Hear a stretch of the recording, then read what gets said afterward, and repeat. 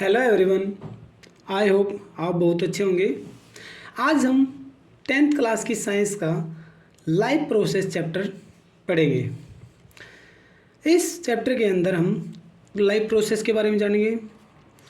फिर हमारी 4 तरह की प्रोसेस हैं: न्यूट्रिशन, रेस्पिरेशन, ट्रांसपोर्टेशन और एक्सक्रीशन। इनके बारे में हम डिटेल से पढ़ेंगे कि भी जैसे आदमी हम खाना कैसे खाते हैं, जानवर खाना कैसे खाते हैं, फिर खाना खाने के बाद वो पेट के अंदर जाता है, वो जो खाना होता है कॉम्प्लेक्स होता है, वो सिंपल सब्सटेंस में टूटता है, ऑक्सीजन कैसे काम करती है, फिर उस खाने से एनर्जी मिलती है हमें, फिर हम कुछ काम कर पा रहे हैं, जैसे मैं बोल पा रहा हूँ क्योंकि मैंने खाना खाया है और एनर्जी मिली, उस एनर्जी से मैं बोल पा रहा हूँ। ट्रांसपोर्टेशन की भी खाने का हमारे अंदर कैसे क्या ट्रांसपोर्टेशन होता है, और लास्ट में क्या है एक्सक्रीशन। एक्सक्रीशन कैसे भी फिर जो भी वेस्ट मटेरियल है कैसे बाहर निकल जाता है। अब सबसे पहले क्या है लाइफ प्रोसेस। लाइफ प्रोसेस क्या है कि भाई वो सभी फंक्शन जो एक लिविंग ऑर्गेनिज्म करता है अपनी बॉडी को मेंटेन करने के लिए, वो क्या है लाइफ प्रोसेस है। जैसे खाना खाया, फिर रेस्पिरेशन किया कि भी खाना क्या हुआ सिंपल सब्सटेंस में टूटा, एनर्जी ली। तो ये सारी की सारी प्रोसेस कैसे होती हैं, एक लिविंग ऑर्गेनिज्म कैसे करता है अपनी बॉडी को मेंटेन करने के लिए, वो क्या है लाइफ प्रोसेस है। कि all the function performed by living organism to maintain their life, nutrition, respiration, transportation, excretion, ये सब भी फंक्शन, ठीक है। ये क्या है लाइफ प्रोसेस। तो लाइफ प्रोसेस में हमने 4 चीज़ पढ़नी है: न्यूट्रिशन, रेस्पिरेशन, ट्रांसपोर्टेशन और एक्सक्रीशन। अब आइए सबसे पहले हम न्यूट्रिशन देखते हैं। न्यूट्रिशन क्या है? न्यूट्रिशन अभी खाने को हम जैसे खाना खाते हैं कि खाना कौन किस तरह खाता है। जैसे हम क्या भाई, हम पेड़ के ऊपर डिपेंड है, पेड़ों पे डिपेंड है। अब पेड़ कैसे वो अपना खाना खुद बनाता है फोटोसिंथेसिस से। शेर है जैसे, वो खाना कैसे वो शिकार करता है। तो सभी अपना खाना कैसे लेते हैं। The process of obtaining and utilising the food, खाने को लेने की जो प्रोसेस है वही क्या है न्यूट्रिशन है। Second number respiration. रेस्पिरेशन क्या है? रेस्पिरेशन है कि भी जो हमने खाना खाया उस खाने का टूटना और उससे एनर्जी मिलना, क्या है रेस्पिरेशन है। The process of breaking down of food का टूटना टू ऑब्टेन एनर्जी, उससे एनर्जी प्राप्त होना, वो क्या है रेस्पिरेशन। ब्रीदिंग रेस्पिरेशन नहीं है। ब्रीदिंग, क्योंकि कई बार क्या है स्टूडेंट्स ब्रीदिंग को रेस्पिरेशन समझ लेते नहीं। रेस्पिरेशन और ब्रीदिंग में फ़र्क है। ब्रीदिंग एक फिजिकल प्रोसेस है कि भाई सांस लेना और सांस छोड़ना, ये क्या है ब्रीदिंग है। रेस्पिरेशन एक केमिकल प्रोसेस है कि भाई हमने खाना खाया, हमारे पेट में खाना गया स्मॉल इंटेस्टाइन के अंदर का, वो टूटा, उससे एब्जॉर्प्शन हुआ, हमें एनर्जी मिली, ये रेस्पिरेशन है पूरी की पूरी। Third number transportation. ट्रांसपोर्टेशन की भी सब्सटेंस का कैसे अपनी बॉडी के अंदर ट्रांसपोर्ट होता है।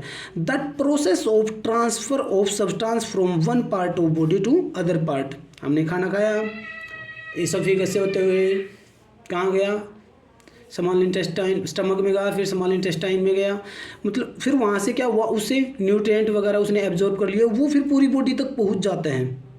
इसी को ट्रांसपोर्टेशन बोलते हैं कि भी सब्सटेंस कैसे कैसे हमारी बॉडी में ट्रांसफर हो रहा है। अब लास्ट में ट्रांसपोर्टेशन के बाद जो लास्ट है हमारी, वो क्या है एक्सक्रीशन। एक्सक्रीशन क्या है जो आप समझ रहे हो, वो एक्सक्रीशन नहीं है, ओके।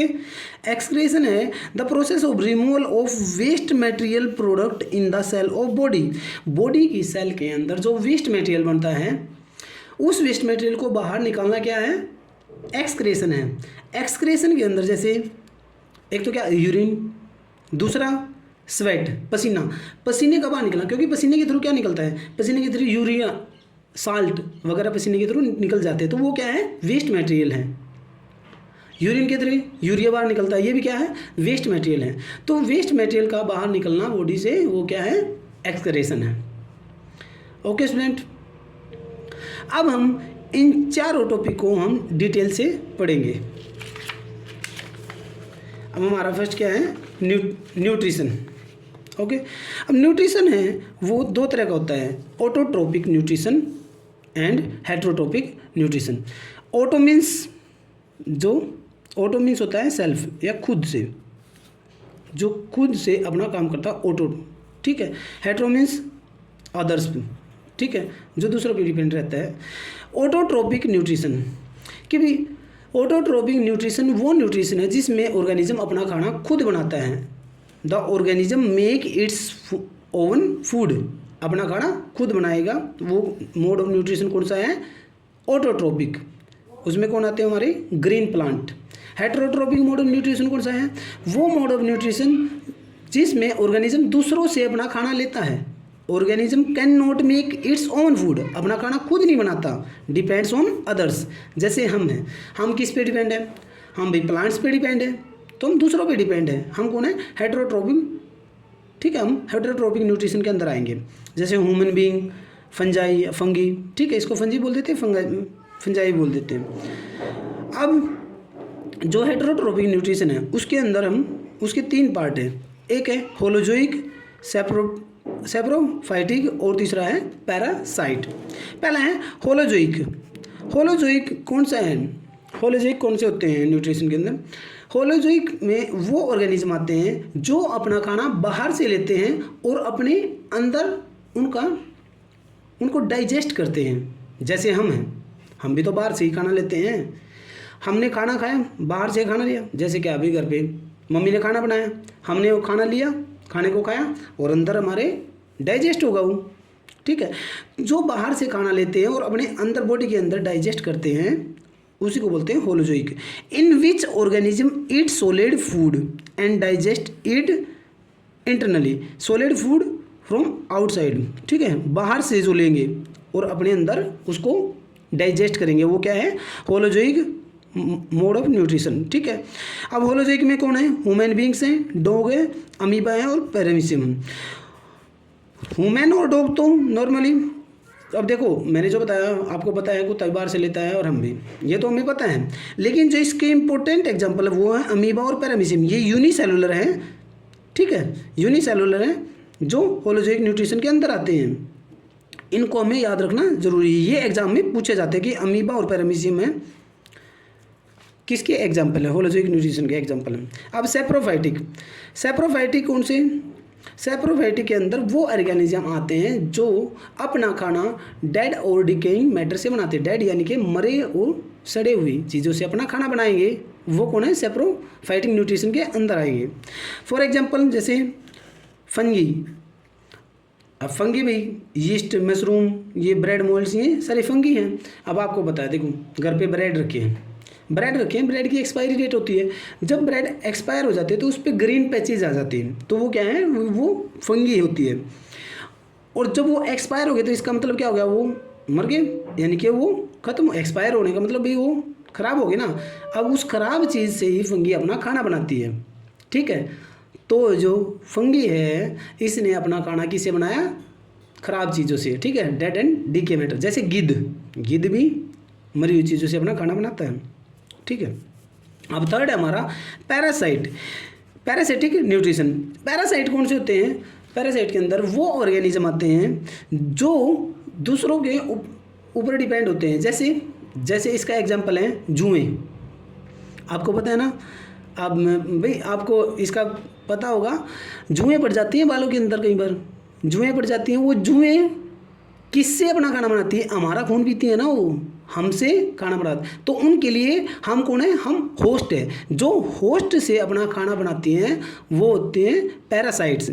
कि organism obtained nutrition by living on और इन द बॉडी, यानी कि किसी के ऊपर, ठीक है, किसी की बॉडी से या उसके ऊपर रह के अपना न्यूट्रिशन लेते हैं। ऑफ अनदर लिविंग, दूसरे लिविंग ऑर्गेनिज्म से होस्ट। इसका एग्जांपल है लीच और कसकटा, अमरबेल। और इसका, अब लीच को हमारे नॉर्मल गांव में बोल देते हैं, इसको जोंक बोलते हैं। वो कभी आपने देखा हो तो, जैसे गांव में भैंस वगैरह लेके जाते हैं ना, हम तालाब के अंदर लेके जाते हैं, और जब वहाँ से भैंस तालाब के अंदर से नहा के निकलती है तो उसमें ना, जब आपने कई बार देखा होगा भैंस की बॉडी पे कुछ वो छोटी छोटी सी वो लीस बोलते हैं वैसे तो उसको, वो हम उनको जोक बोलते हैं। वो क्या है? वो पैरासाइट है, क्योंकि वो भैंस के ऊपर डिपेंड करते हैं, उनसे वो अपना खाना बना रही है, ठीक है। एक कसकटा, अमरबेल का सबको एग्जाम्पल आपने देखा भी होगा अमरपेल। अब जो बड़े बड़े पेड़ होते हैं उनके ऊपर क्या होता है, पतली पतली पतली पतली सी क्या होती है, बेल सी होती है, ऐसी लंबी लंबी, ठीक है। वो येलो से कलर की होती है, ग्रीन कलर की नहीं होती वो, ठीक है, वो येलो कलर की होती है। जो बड़े बड़े पेड़ों पे होती हैं वो अपना खाना, जैसे मान लीजिए नीम के पेड़ के ऊपर, वो नीम के पेड़ से अपना खाना बनाती हैं, ठीक है। तो जो होस्ट प्लांट से, होस्ट ऑर्गेनिज्म से अपना खाना बनाते हैं वो होते हैं पैरासाइट। अब हमारा फोटोसिंथेसिस। अब हेटेरोट्रोपिक के हमें हेटेरोट्रोपिक के बारे में पढ़ लिया है, उसके पार्ट पढ़ लिया हमने। अब जो ऑटोट्रोपिक न्यूट्रिशन के अंदर जो प्लांट थे, अब प्लांट अपना खाना कैसे बनाते हैं, प्लांट अपना खाना बनाते हैं फोटोसिंथेसिस प्रोसेस के द्वारा। अब फोटोसिंथेसिस प्रोसेस को हम अच्छे से डिटेल में पढ़ेंगे कि फोटोसिंथेसिस होती कैसे है। फोटोसिंथेसिस प्रोसेस क्या है? फोटोसिंथेसिस प्रोसेस वो है जिसमें पेड़ क्या करता है, कार्बन डाइऑक्साइड लेता है, हम ऑक्सीजन लेते हैं। हमने क्या छोड़ी, कार्बन डाइऑक्साइड। जो हम छोड़ते हैं कार्बन डाइऑक्साइड उसको पेड़ लेता है, तो पेड़ ने कार्बन डाइऑक्साइड ली, और पेड़ की रूट ने क्या किया, एब्जॉर्ब किया वाटर, कार्बन डाइऑक्साइड ली और वाटर, दो चीज़ ली होगी उसके पास। अब थर्ड क्या है, दिन के अंदर सनलाइट की प्रेजेंस के अंदर, और क्या उसके अंदर क्लोरोफिल प्रेजेंस है, तो क्या चीज़ होगी, कार्बन डाइऑक्साइड और वाटर जब सनलाइट की प्रेजेंस के अंदर, क्लोरोफिल के प्रेजेंस में जब वो अपना खाना बनाते हैं, तो यही प्रोसेस क्या है, फोटोसिंथेसिस प्रोसेस। अब देखो, the process by which green plant make their own food, अपना खुद का खाना बनाते हैं फ्रॉम किसे, CO2, कार्बन डाइऑक्साइड गैस उन्होंने ली और रूट ने वाटर एब्जॉर्ब किया, बाय यूजिंग सनलाइट, सनलाइट दिन में सनलाइट आती है, in the presence of chlorophyll, chlorophyll उनके पास होता है। अब कंडीशंस है हमारी क्या है, 4 कंडीशन जरूरी हैं फोटोसिंथेसिस की। एक तो सनलाइट, क्लोरोफिल पेड़ के अंदर होता है, पत्तों के अंदर क्लोरोफिल होता है, और कार्बन डाइऑक्साइड गैस और वाटर। अब जो ये प्रोसेस है, ये हमारी फोटोसिंथेसिस प्रोसेस है कि भी जब कार्बन डाइऑक्साइड वाटर के साथ मिलती हैं, ठीक है, कार्बन डाइऑक्साइड और वाटर, सनलाइट, ठीक है, दिन में सनलाइट के टाइम पे क्लोरोफिल की प्रेजेंस में क्या करते हैं, वो अपना खाना बनाते हैं, कि क्या है, ग्लूकोज का फॉर्मूला है, ग्लूकोज क्या है, उनका खाना है, और क्या निकल जाती है, ऑक्सीजन बाहर निकल जाती है। अब यहाँ पे क्या है, जो कार्बन डाइऑक्साइड गैस है उसके 6 मॉलिक्यूल है, वाटर के कितने, 12 मॉलिक्यूल है, ठीक है। अब होता क्या है, 12 मॉलिक्यूल है, जो 12 मॉलिक्यूल हैं वो वहाँ से 6 मॉलिक्यूल वाटर के निकल जाएंगे, ठीक है, वाटर के 6 मॉलिक्यूल निकल जाएंगे, और 6 ये अपनी इस प्रोसेस में यूज कर लेगा। अब इम्पोर्टेंट स्टेप कौन कौन से हैं, पहला स्टेप है absorption of light energy by chlorophyll. Chlorophyll के बाद सबसे पहले क्या किया, क्लोरोफिल ने लाइट एनर्जी एब्जॉर्ब की। सेकंड, अब लाइट एनर्जी जो एब्जॉर्ब की, लाइट एनर्जी, सेकंड स्टेप क्या हुआ, conversion of light energy to chemical energy, वो लाइट एनर्जी केमिकल एनर्जी में कन्वर्ट होगी, और फिर क्या होगा, केमिकल एनर्जी में कन्वर्ट हो गया, वो केमिकल एनर्जी क्या करेगी, सप्लेटिंग ऑफ वाटर मॉलिक्यूल, जो वाटर मॉलिक्यूल है, ये वाटर मॉलिक्यूल है, इनको हाइड्रोजन और ऑक्सीजन में तोड़ देगी। किस में टूट जाएगा, हाइड्रोजन और ऑक्सीजन में टूट जाएगा, ठीक है। अब हाइड्रोजन ऑक्सीजन में टूटेगा, ये ऑक्सीजन तो क्या होगा, ये ऑक्सीजन निकल जाएगी जिसको हम लेते हैं, ये ऑक्सीजन तो निकल गई, और जो ये हाइड्रोजन है, ये हाइड्रोजन रिडक्शन के काम आएगा, किसकी, कार्बन डाइऑक्साइड की। और रिडक्शन हमने फर्स्ट चैप्टर में पढ़ा था, रिडक्शन क्या होती है, हाइड्रोजन का ऐड होना रिडक्शन होती है। ये कार्बन डाइऑक्साइड की रिडक्शन करा के क्या बना देगा, ग्लूकोज बना देगा। थर्ड स्टेप क्या है, reduction of carbon dioxide gas to carbohydrate, तो ये हाइड्रोजन किसके रिडक्शन कराएगी, कार्बन डाइऑक्साइड का, ठीक है, तो क्या बन जाएगा, हमारा ग्लूकोज बन जाएगा। ओके, आई होप आप समझ गए होंगे। साइट ऑफ फोटोसिंथेसिस, अब फोटोसिंथेसिस की साइट कहाँ पे होता है, फोटोसिंथेसिस क्लोरोप्लास्ट के अंदर, क्लोरोप्लास्ट। अब ये क्लोरोप्लास्ट कहाँ पे है, अच्छा, क्लोरोफिल कहाँ होता है, chlorophyll is present in the green coloured organelle called the chloroplast. जो ये क्लोरोफिल होता है, ये क्लोरोप्लास्ट के अंदर होता है। अब CBSE के एग्जाम में 2 क्वेश्चन पूछे जाते हैं कि भी जो ऑर्गेनल है वो कौन सा है, और ऑर्गन्स क्या है। जो ऑर्गन्स है वो हमारा क्या है, लीफ है, और ऑर्गेनल क्या है, क्लोरोप्लास्ट है। क्लोरोप्लास्ट क्या है, ऑर्गेनल है, और लीफ क्या है, ऑर्गन है। ये दोनों फोटोसिंथेसिस के पूछे जाते हैं फोटोसिंथेसिस में कि सीबीएसई के अंदर क्वेश्चन पूछा जाता है फोटोसिंथेसिस के अंदर ऑर्गेनल क्या है और ऑर्गन क्या है। ऑर्गन हमारा लीफ है, ऑर्गेनल क्या है, क्लोरोप्लास्ट है। ठीक है, अब जो क्लोरोफिल है, chloroplast inside the plant cell के इनसाइड में होता है। तो leaves are green because they contain chloroplast है। लीव्स क्यों ग्रीन होते हैं? क्योंकि इनके पास क्लोरोप्लास्ट होता है। ओके स्टूडेंट, आई होप आप समझ गए होंगे कि भी जो फोटोसिंथेसिस है वो कहाँ पे होता है, क्लोरोप्लास्ट, ठीक है ना, क्लोरोप्लास्ट होता है वहाँ पे होता है। कैसे होती है photosynthesis?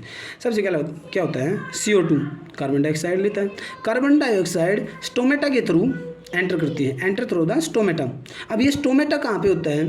Stomata tiny pores on the surface of leaves, पत्ते के सरफेस पे। जैसे मान लिया, ये मान लेते हैं कि ये हमारा क्या है, एक लीफ है, पत्ता है, ठीक है। मान लिया एक लीफ है, एक पत्ता है, पत्ते का सरफेस है, इस सरफेस पे ऐसे क्या है, पोर हैं छोटी छोटी। ये मान लिया एक पोर है, यही क्या है, स्टोमेटा है। इसी के थ्रू क्या होगी, पत्ते के अंदर गैस जाएंगी, ठीक है ना, जैसे कार्बन डाइऑक्साइड गैस जाएगी। अब क्या होगी, अब ये जो स्टोमेटा है, इस स्टोमेटा के चारों ओर ऐसे गार्ड सेल हैं, ठीक है, जो गार्ड की तरह खड़ी हैं, गार्ड सेल हैं यहाँ पे। अब ये गार्ड सेल हेल्प करती हैं स्टोमेटा की ओपनिंग में और क्लोजिंग में, ठीक। कैसे ये ओपन कैसे होगा और क्लोज कैसे होगा? जब पेड़ क्या करता है, एनवायरनमेंट से, मॉइस्चर से वाटर को एब्जॉर्ब करता है। जब वाटर एब्जॉर्ब किया गार्ड सेल ने वाटर एब्जॉर्ब किया तो क्या हो जाएंगी, फूल जाएंगी। अगर गार्ड सेल, जैसे मान लिया गार्ड सेल है, ठीक है, मान लिया गार्ड सेल है, इसने वाटर एब्जॉर्ब किया तो क्या हो जाएंगी, फूल जाएंगी। तो अब इसके अंदर क्या है, यहाँ पे मान लिया, यहाँ पे स्टोमेटा ओपन होगा तो गैस का एक्सचेंज हो जाएगा।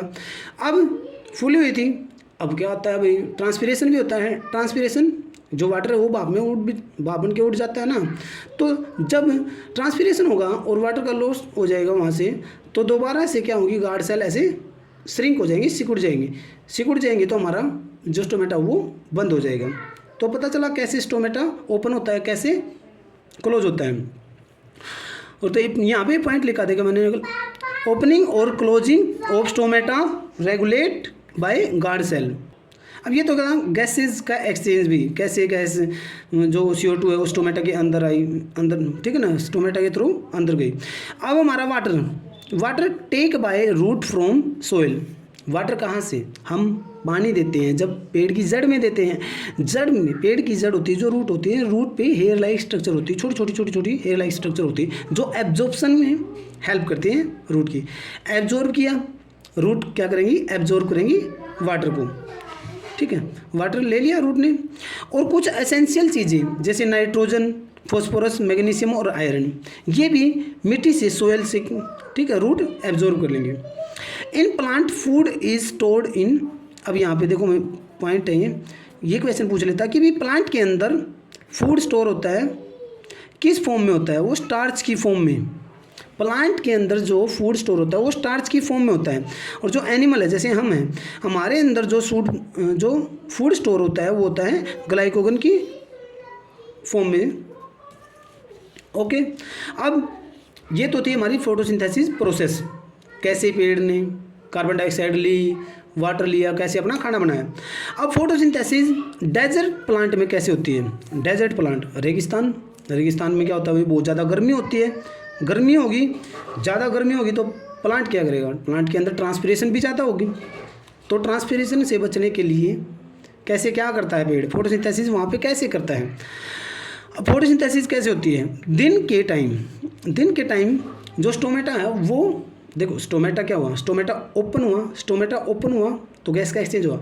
अगर दिन में ओपन हो गया स्टोमेटा तो क्या होगा, वाटर का ट्रांसपिरेशन, वहाँ से क्या होगा, वाटर क्या होगा, धूप में, जैसे ज़्यादा गर्मी पड़ेगी तो वाटर इवेपोरेट होगा ना, वाटर इवेपोरेट ज़्यादा होगा। दिन में अगर स्टोमेटा ओपन हो गया तो अगर ज़्यादा हो गया तो क्या होगा, पेड़ सूखेगा। तो इसीलिए जो डेजर्ट प्लांट हैं दिन के टाइम में stomata remain close to conserve अपन वाटर, अपना वाटर सुरक्षित, अपना वाटर बचाए रखने के लिए स्टोमेटा दिन में क्लोज रहता है डेजर्ट प्लांट में। नाइट के टाइम, अब नाइट के टाइम क्या होगा, स्टोमेटा ओपन होगा, स्टोमेटा नाइट के टाइम ओपन होगा और कार्बन डाइऑक्साइड गैस एब्जॉर्ब करेगा। स्टोमेटा ओपन हुआ, स्टोमेटा जैसे स्टोमेटा ओपन हुआ, कार्बन डाइऑक्साइड एब्जॉर्ब की।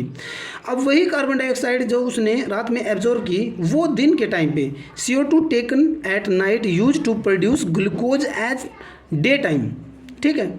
दिन के टाइम पे उसी कार्बन डाइऑक्साइड का वो यूज करके अपना खाना बनाता है। तो यहाँ पे पॉइंट नोट करने के लिए क्या है, डेजर्ट प्लांट दिन में स्टोमेटा बंद रखते हैं अपना, ठीक है, रात के टाइम अपना स्टोमेटा ओपन रखते हैं।